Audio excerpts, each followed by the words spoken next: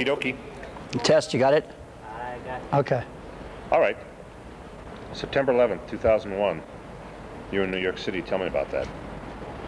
Well, I was in Lower Manhattan, and I was actually jogging. Not totally down Lower Manhattan, but Lower Village. And I heard this, this sound coming over my head, which you don't think much. It was kind of zoning when you're running. And then pow, and looked up and saw the first plane hit. It just, you don't think of anything. A plane hit the building. I mean, that's what you think. You don't think anything else. You don't think it's an airline. And obviously everyone was kind of shocked and looked around. And then the second one hit. And at that point, I figured we got a problem. And it was amazing because everybody was not quite sure what was happening. Like everyone had, it was a small plane and it was a government plane accidentally, and chaos started happening. And then I started working my way back up to where I was staying at, to the hotel. What did you, seeing that I haven't seen it yet, Bob, what sorts of images did you capture on tape, and what are your memories of those?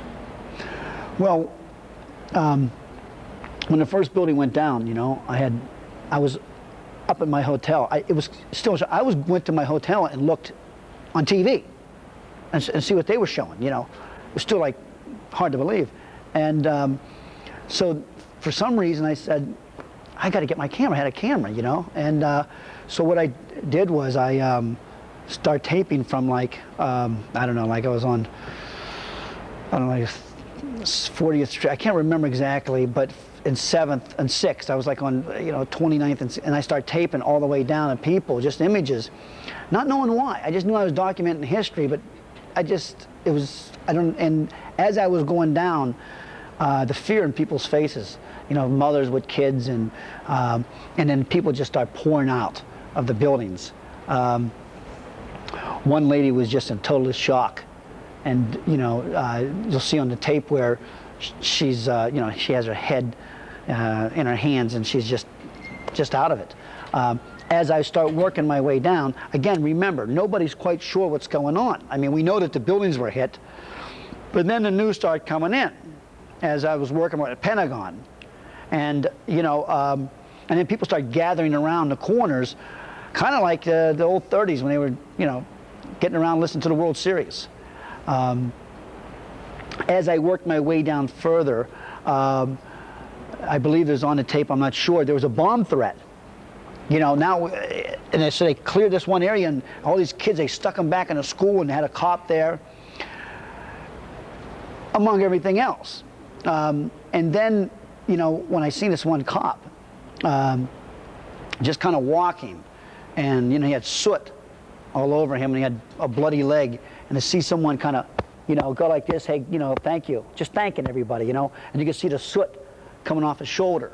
There was a lot of images. I think more of the fear of the parents, the fear of the kids, because the parents were feared. Like watch the fear in their eyes. You're a comedian. Right. You had a gig. Right. September 11th was what? Was it a Thursday? That was a Tuesday. Tuesday. And you had what, performance on Friday? Well, I was working in Pittsburgh, a show that I developed about my family called Dodo. And I was in New York also doing another show I developed for the deaf and hard of hearing. Bud Friedman and myself go and do this show every year I developed about 20 years ago, raise money for the League for Hard of Hearing in New York. But I had my play running in Pittsburgh Thursday, Friday, Saturday.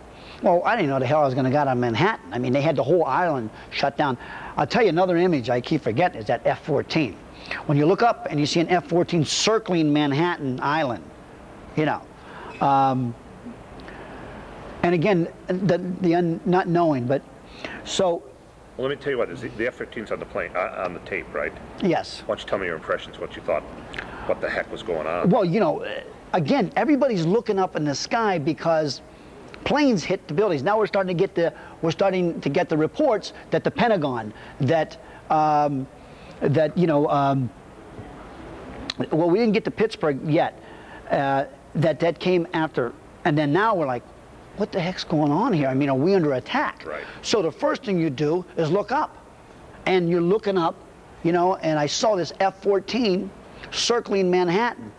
I'm going, geez, we're in trouble here because no one knows what's going on. All these, and obviously the stories were starting to, you know, it's like if I tell you something, and you tell, you know, Carl, you tell somebody else, it.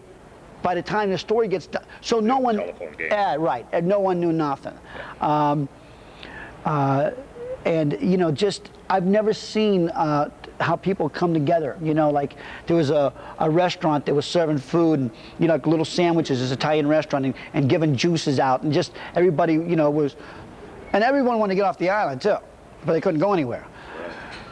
Later that week, now that's Tuesday, Wednesday, I couldn't figure out how to get out. There was no planes leaving. I had to get back into a show, and I'm like, do I want to do this show? This show is about tragic loss of life in a very humorous way, about losing my parents and my grandfather all in 9 months, all on holidays. You know, my mother on Christmas, my grandfather on Easter, my dad on Labor Day. And, you know, I didn't even know how I was going to get off the island. Come Wednesday night, I get a train to get out. Between New York and Philly, I'm taking a train to Pittsburgh, they stopped the train. Got everybody off, you know, with the Uzis, checking it, because they had some reports. So here, you know, this is like 5 in the morning, and so when I got to Pittsburgh, I said, I don't know if I should do this show. You know, it's a heavy show, you know, but it's funny, you know, and we decided to do it because we thought that the mood of the country was perfect for what we were doing. Not that we were developing, you know, the will here, but people needed to get, we figured people needed to get away from the TV. They needed to, you know, find humor. And we did the show Friday and Saturday, sold out, standing ovations. People needed to get out. I mean, you know, honestly, not to say, but people were thanking me, you know, and saying, hey, you know, really, we needed that, because everyone's glued to the TV. And I mean, there was particular poignancy in Pittsburgh, given that I think it was a United jet crashed in their That's backyard. right, and it didn't go, right, it wasn't far, it was like south of Pittsburgh. Right, exactly. Yeah, where those miners actually, you know, were rescued. Right, right. So, do you have any, was there any inner conflict with doing a comedy shtick 2 nights after this horrific event? Well, you know, it wasn't really stand-up comedy. It was a show that deals with the tragic loss of life, trying to tell your father you loved him, and finding the humor in that. I mean, you know, it's very funny. My father, you know, got a DWI going through McDonald's. He got wrestled by Ronald McDonald, who was an off-duty cop. I mean, you know, there's funny stuff in there, you know. But what I did was, I sat down, and I couldn't sleep. I had like hardly slept at all. But I took that experience and realized that, you know, you got to go for it. You got to, you have to live life, and you know, you got to find the humor. I grew up with 8 kids in my family. We had no money. Humor's cheap, and you have to find the humor in that, or you'll die with these idiots that did that. I mean, you know, I hate that quote unquote, they won if we did this, we did. They won when they put the planes in the building. But I'm talking about, they weren't changing my life. All they did was make me more positive, and you know, and say, you know, I'm living for today. I'm going for it, whatever it is. And I took that experience and rewrote some pieces, and they worked brilliantly because of that energy and that positive thing of saying, you know what, I'm going for it. This is telling the truth and not pulling no punches. Do you remember Reader's Digest? I don't know if they still have it, but when we were kids, they had that column every month, laughter is the best medicine. Yeah. Do you think that's true in this case? I mean, that laughter is actually helps to heal following a horrible tragedy?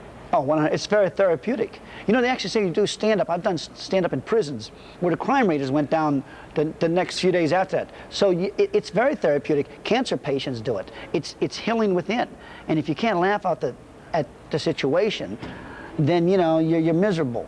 I mean, as horrific as it was, I could have, you know, perished. I got 2 young kids, you know, but I didn't. And what they say don't kill you makes you stronger. So how does, let me try to get a little bit more specific here. You know, you're talking about 9/11 tonight. You're going to do a couple of jokes. How does that help, not you, but the people out here in the crowd, given that we're still worried that there's going to be another attack and we have all these yellow alerts and all this sort of stuff? Well, I think 9/11. I think the club was open 9/11, wasn't it, Carl? Yes. Yeah, and they did a show. The thing is what do you talk about? It's too early at 9/12 to do 9/11 jokes. But what I've done was, because it was more personal because I was there, was to be able to do the perimeter, to do the Bin Laden jokes and, let's get him and, pro-American, but never to any of the victims or the firemen. Yeah, like a joke about the planes or anything that's like not, that. That's not, I got to tell you, we're talking about imagery. The next day, what you'll see on the tape, when it really put a face on, because you understand, I'm still in shock. I didn't realize when I went to the League for the Hard of Hearing, the people I raised the money for, I was there 5 hours doing, I almost passed out and I broke down a little bit. I'm a pretty tough guy because I heard that some kids had died on the way. The next day? No, the same day. Okay, that afternoon. That afternoon. Okay. And I heard some kids had died and I just lost. I got 2 young kids. The next day, when I was walking around New York, and all the streets were bare. The only thing was emergency vehicles and tourists.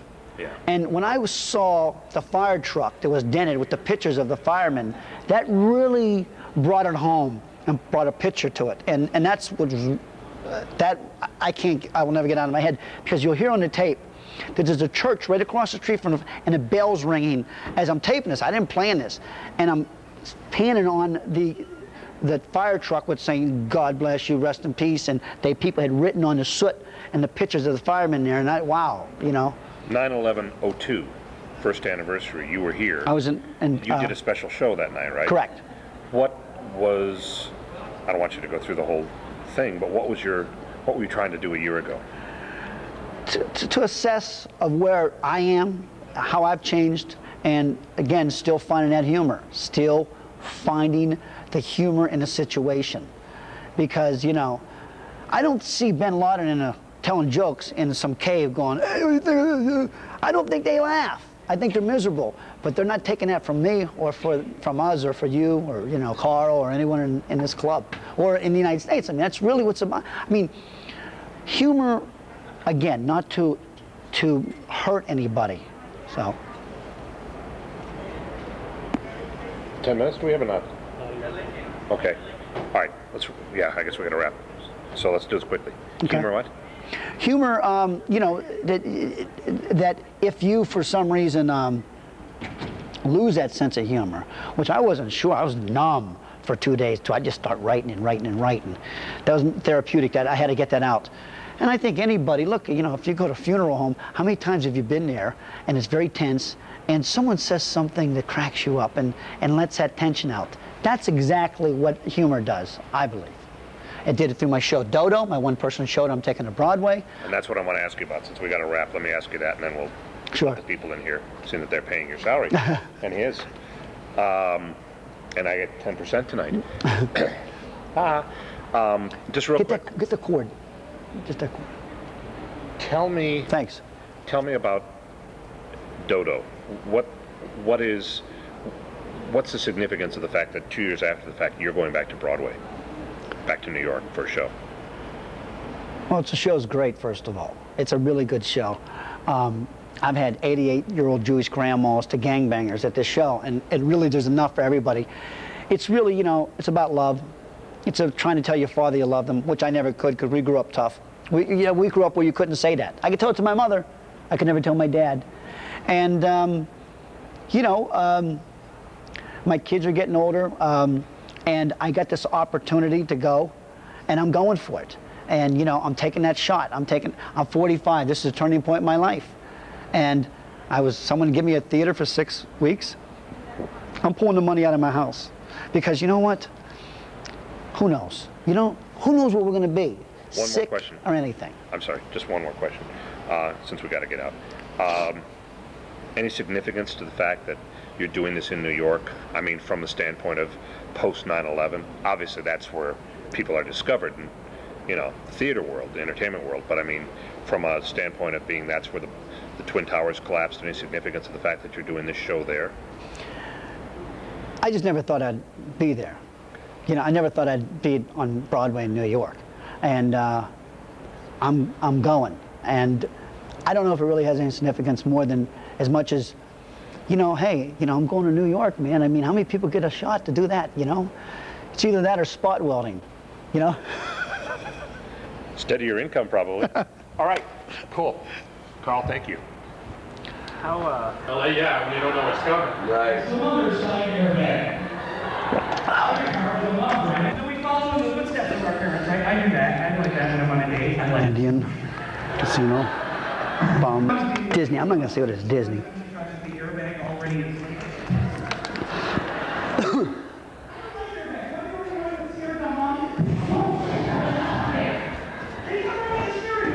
Hey, don't hold against them.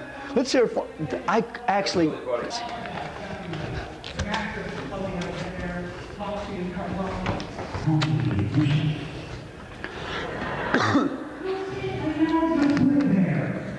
don't you tell me where my keys are when I'm searching my fucking apartment for hours?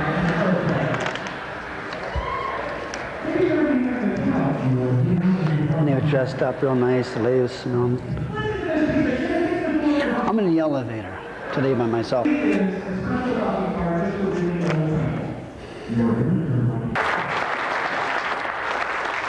How you folks doing? Great casino, right? Every Indian has a casino now. You could be 1/16th Indian and have a casino.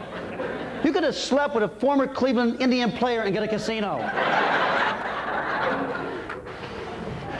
Now, I'm a trailer trash person. Anyone else here? Trailer trash?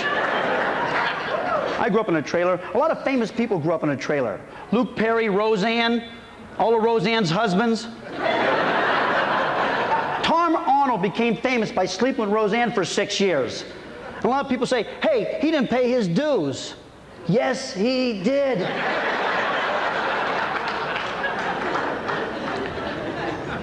I lived in New York City for a long time, and I used to think New York City had the best bums in the world, but I found out Vegas gets some pretty good bums.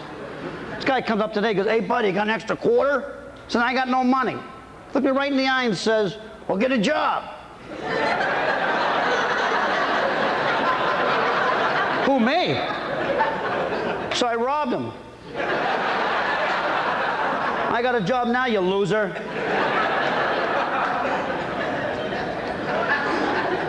I love messing with people, goofing on people. I'm in the elevator today by myself. This couple come in, they were dressed to go out to eat. The lady was smelling real nice, and she says, excuse me, sir, can you tell me a nice restaurant to eat at?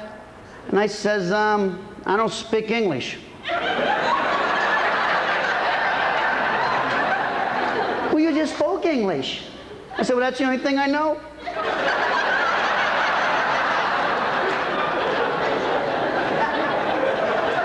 Like some of these foreigners try to act like they can't understand it. Give it back to them. Like you go in a restaurant and the guy goes, oh, you want lo mein or rice? Yes.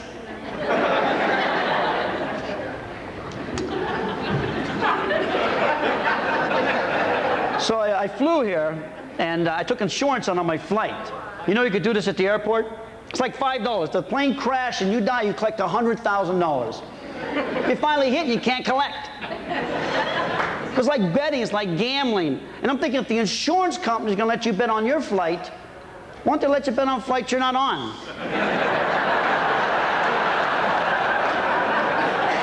You go to the airport, yeah, let me give 5 on flight 64 there. Let me give 5 on flight 89. Now hell, give me 100 across the boards. There's people at the airport, come on, 1198, go down, 1198, go down. Did it land? Man, I should have took the over and under. Because since 9/11, people were very uptight. I was in New York when that happened. I was in Lower Manhattan. And let me tell you something, folks. Our government could get bin Laden. They have to send right people after bin Laden. If our government sends after bin Laden, the same people that used to collect those old student loans, go find them. These people find you. I got woken up at 6 in the morning. This guy says, you owe $128. I said, that was 25 years ago. How'd you find me? We've been tracking you. And we get bin Laden, we have to kill him right away. You know why? The smell. You know he smells like crap. He's stuck in that cave for a few years. Who's going to handcuff him? Can you see the two soldiers? You handcuff him. I'm not handcuffed. You handcuff him. You know what? Bag him. Oh, yeah.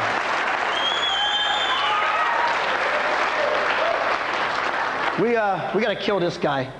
Can't bring him back to the States to stand trial, get Johnny Cochran, you know. If the towel don't fit, you got to quit, you know. And I know where we can get bin Laden. He's 6'6". The Taliban's 5'2". Shoot the tall one. Unless this guy's running around on his knees, shoot the tall one. Just sucks flying now. You got to take off your shoe because they found a bomb in someone's shoe. Hope they find a bomb in someone's rectum. Because I'm taking the bus, I'll tell you that right now. Because I don't know if you remember after 9/11, for 2 months you couldn't even pull up the airport. You had to park 10 miles away and walk up. But you know who they let pull up and drop people off and pick them up? Do you know who? Yeah, taxi drivers. Do you know who drives taxis?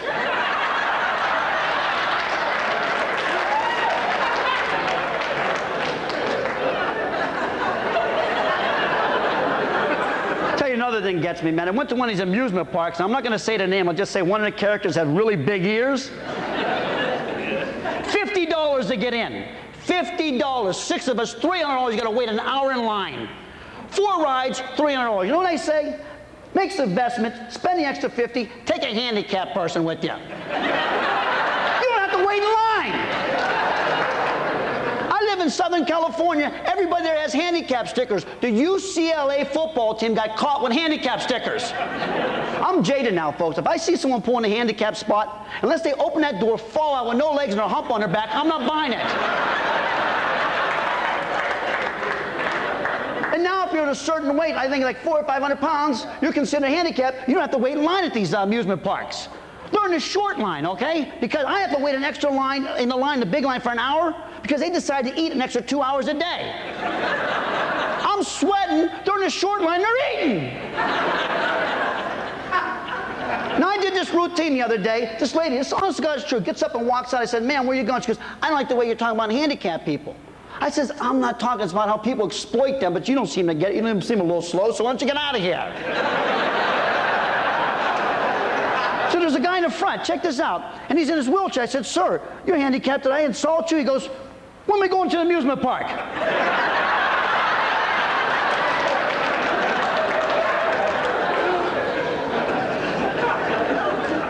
I just got hit by a truck. I get hit by an 18-wheel semi-truck. The guy come along, hits me back in my car, bam, knocks in the guard when I'm spinning in my car. I got my friend who calls a lawyer, and he's going, 10,000, 20,000, 30,000. Which reminds me, I got to get some health insurance.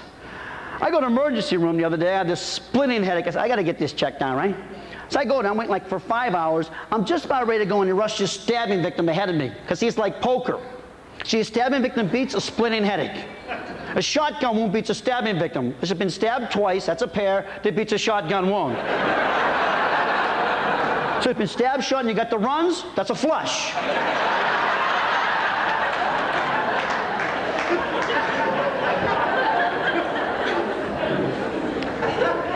So I just got married, really nice guy, and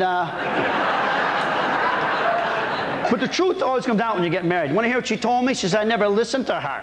I said, "You never listened to me? How many times did I tell you shut up?" See, guys think this is funny. But women are going, "That's not so damn funny, you know." I learned one thing about women. You never ask a woman her age, because this is a loaded question. Come on, how old do I look? Now you got to cover yourself. Fetus.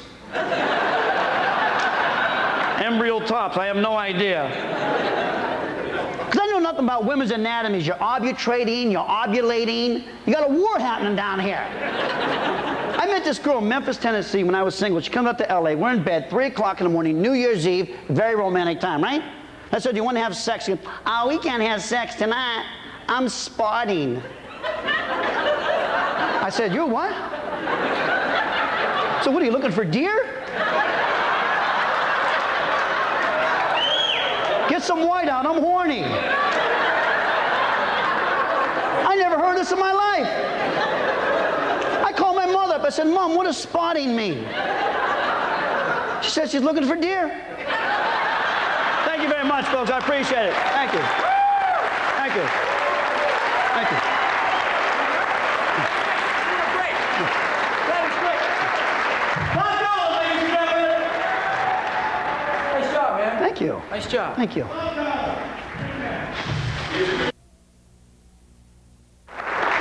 How you folks doing? For stand-up comic Bob Golub, success is measured by making people laugh.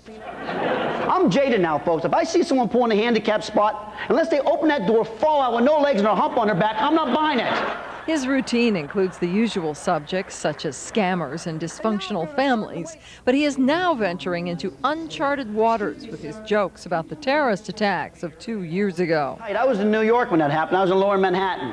And let me tell you something, folks. Our government could get bin Laden. They have to send right people after bin Laden. If our government sends after bin Laden, the same people that used to collect those old student loans, they'll find them. Everybody up to Canal Street, please. Next block up. Golub turned on his camcorder shortly after the second plane slammed into the World Trade Center. For the next 2 days, he documented the aftermath of the tragedy. And I'm panning on the fire truck with saying, God bless you, rest in peace, and people had written on the soot. That really brought it home. So why would someone who survived the attack on New York now joke about it? For Bob Golub, it's therapeutic, and he thinks that goes for his audience as well. Look, you know, if you go to a funeral home, how many times have you been there and it's very tense and someone says something that cracks you up and lets that tension out? That's exactly what humor does. And I know where we can't get bin Laden. He's 6'6", the Taliban's 5'2". Shoot the tall one. I don't see bin Laden telling jokes in some cave going, I don't think they laugh. I think they're miserable, but they're not taking that from me. Thank you very much, folks. I appreciate it. Thank you.